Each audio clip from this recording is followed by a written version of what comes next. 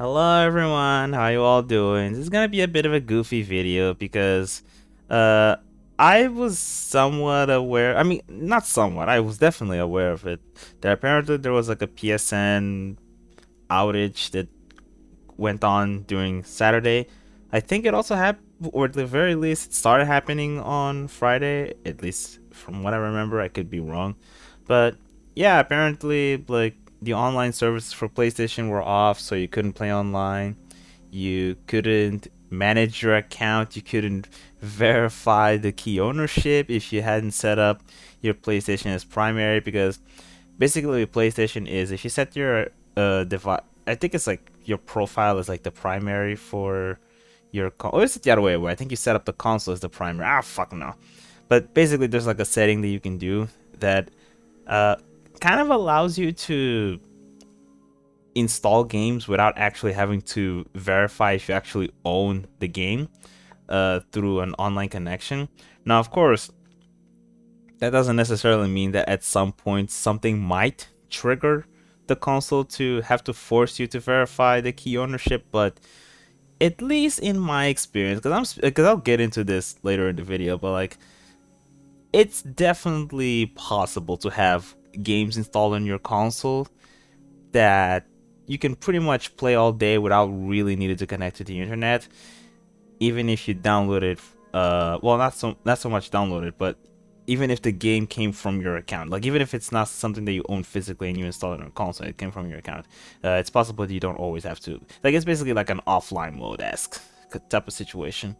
Because I'm to be completely honest with you, my experience with offline mode, even on Steam, hasn't always been the best. I feel like at some point, even if it takes months or sometimes weeks, sometimes days, something eventually ends up triggering the device to have to force me to verify. But whatever, I'm not really here to talk about that because, to be completely honest with you, as all of this, because by the way, in case it's not obvious from the screen, I think the network is back because, first of all, if this thing wasn't back, I wouldn't even be able to record this because I'm actually using I'm using fucking remote play, which requires your internet. So for me to be able to do that, obviously the online servers are down, and also if you check, PlayStation Store and stuff like that, it lets me open the fucking pages and shit like that. So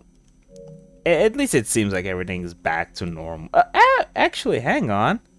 What's this? Like a Dragon Pirate Yakuza in Hawaii is PlayStation Pro Enhanced? Well, I'll be damned. I wonder what it means to be PlayStation Pro Enhanced. Does that mean if you? Oh no, wait. It doesn't have fidelity and graphics mode anymore. It's just one mode. It plays at 60 FPS and has like some type of dynamic resolution. So I guess what PlayStation 5 Pro means that the resolution will target high. Well, it's always targeting a high resolution, but it's gonna more consistently be rendered at a higher resolution. I wonder if that's what they mean when they say PlayStation 5 Pro Enhanced. The thing is, I actually pre-ordered this game both on Steam and on PlayStation, and I'm very curious to test something because I'm getting a little bit off topic because honestly, it's back, so no need to be all doom and gloom, whatever. But in my experience of walking through Hawaii, there are some parts of the map in which the frame rate drops a lot, but it's not GPU related, or it's not always GPU related. I think I recall there were actually some instances where actually no, actually the more I think about it, there were definitely some spots where even just moving the camera to some angle would skyrocket the fucking GPU utilization when I was playing this on my computer. So yeah, Hawaii is a very demanding city, and so like here's the thing. Like a Dragon Infinite Wealth, it's a turn-based JRPG, so you don't really need 60 FPS. But this is an action game. This is a fighting game. Like I'm a little bit worried about the fucking frame rate here. It definitely has to be playing at consistent 60. I wouldn't be able to tolerate like dips to like 50s or in some instances like maybe even 40.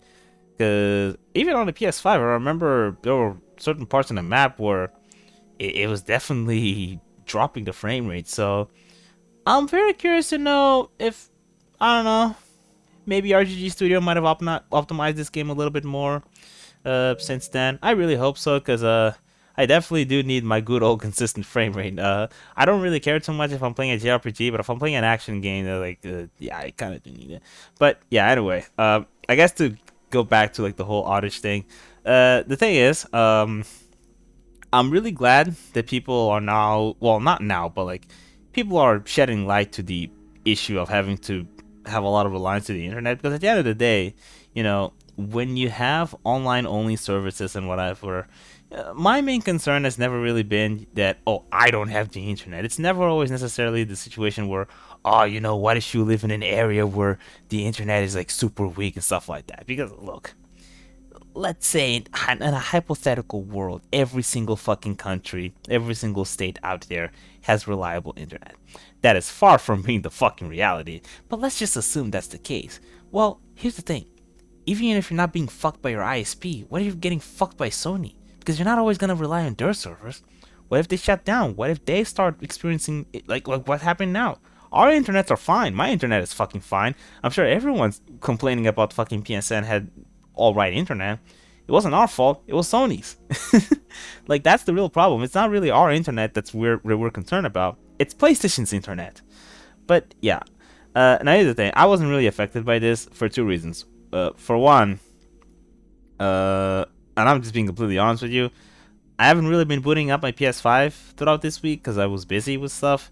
And also, I have a base PlayStation 5, not the PlayStation 5 Slim or PlayStation 5 Pro, in which, well, not to say that I would have been affected by this, but basically, those later SKUs have this thing where they have detachable disk drives, and the detachable disk drive requires you to connect with the internet in order to do some kind of key register, whatever the fuck. Now, granted, you only need to do that when you set up the disk drive, so it's not like if you were someone who had a PS5 Pro, then this would have happened and suddenly you couldn't play discs. That's not really how it works. But if for whatever reason you had to, I don't know, re-register, because I don't know, I'm not 100% sure how it works, because a part of me always wonder, if you remove the disk drive and put it again, will it ask to register again, or will it just remember? Because I know if you take the disk drive and put it on another console, register there, and then you remove it and put it on your console again, I know it will ask, but I'm not sure if if you remove it and then put it again, will it ask? Because from what I remember, I think the answer is no, it won't. But I don't fucking know, because to be completely honest with you, it doesn't fucking matter to me, because the mere fact that something is requiring the internet at all for me to experience something that should be able to work without the internet, that to me is enough for me to say, yeah, fuck you, I'm not buying this shit. And so, but yeah, I have the base PS5, so I don't really have to deal with that shit. And obviously, I buy physical copies, so fuck. I don't really. I'm not really that majorly affected by internet outages, and also, and this is the one thing that you know people will fucking claim that you're capping, but you don't actually need to download anything to play your physical games. Now, yes, patches are good, patches are helpful. Sometimes patches might even be necessary depending on the game, but the vast majority of the times you don't actually need them. And I can tell you right now that my PS5 has stayed months, like literally months, completely disconnected from the internet, and I would play games that I would buy from a store, put it on put it on a console, and nothing.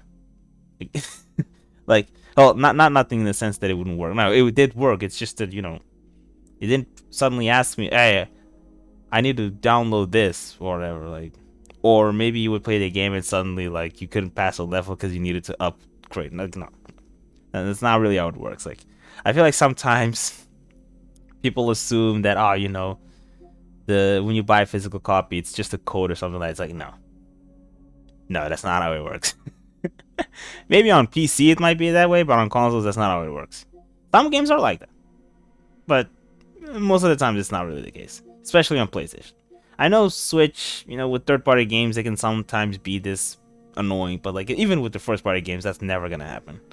I think I'm pretty sure Nintendo doesn't sell first-party games that only has like a code that you download. I think so. If I'm not mistaken, I'm pretty sure. I'm gonna give Nintendo the benefit of the doubt there. But with some of the third party games that does happen. But on PlayStation, like uh, everyone, not to say that these games don't exist, the ones where it doesn't contain the full game, or games that have some kind of online only requirement. Obviously, these games do exist, but they're not really the majority, and I tend to not really buy those kinds of games anyway. So, like I said, I wasn't really all that affected by this, but there were definitely people who were, and yeah, those people, they do have my sympathies. And I know it's gonna sound a little bit arrogant on my part, but like I hope this serves as a lesson to maybe stop fucking enabling this behavior of constant online reliance on the part of the gaming companies. Hopefully you learned your lesson. Hopefully you don't comment on my videos saying, games haven't been featured on fucking discs for a long time, and whatever, coming up with excuses to fucking justify the behavior of gaming companies. Like, hopefully I don't have to fucking deal with that. But look, I know people with misinformed takes will continue to parrot this type of shit, and honestly, at this point, I don't give a shit. I don't care. Like, if people want to see the industry burn, that's fine by me. I'll just see everything burn from the sidelines. I've already detached myself from a lot of areas of the gaming industry. Like, recently, I've been oh, I just noticed something. This wasn't on full screen. Now it is. Yeah, I've detached from so many parts of the gaming industry. I've abandoned certain gaming franchises. So to me, it's like, well, if the gaming companies are dragging this industry to the ground, if the players are enabling this behavior, then you know what? At this point, fuck all of you. Like, fine, do whatever you can to destroy the industry. I'll just complain. I'll just continue to play games from studios that I still think are respecting the consumers. I'll dive into indie games because I'm gonna tell you right now, indie developers are still fucking releasing bangers, and I just won't play games, or at least not new games. I'll continue playing my older games, and in the meantime, I don't know. Maybe I'll watch some anime, watch some J drama, and fuck everything. That's how it is now. Like, you're trying to fucking make fun of me for being concerned about issues going on in the industry? Fine. Shit on me and watch your industry burn. But yeah, anyway, that's all I wanted to share.